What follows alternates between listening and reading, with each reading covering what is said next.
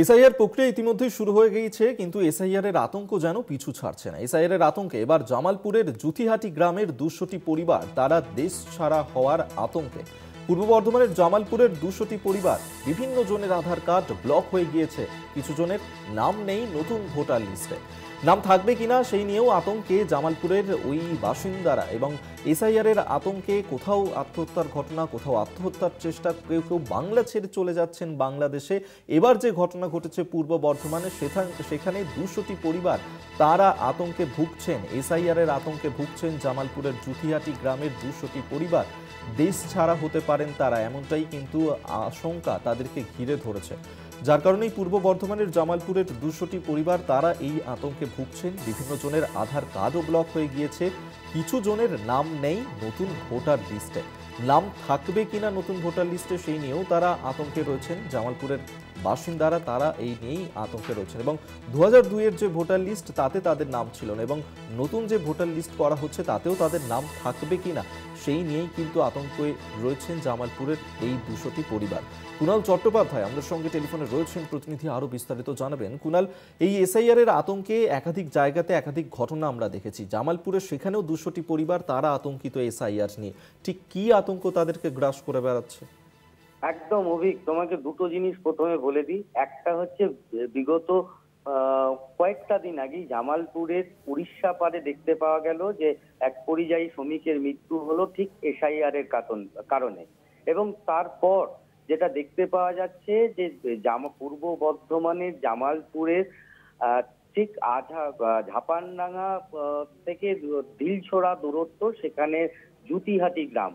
এই জুতিহাটি গ্রামে কয়েক বছর পেরোয়নি, সেখানে কিন্তু একের পর এক আধার কার্ড বাতিল হয়েছিল। আর সেই সময় কলকাতা টিভির এক্সক্লুসিভ খবর এবং খবরের জেরেই কিন্তু ডিএক্টিভেট আধার কার্ড সচল হয়েছিল।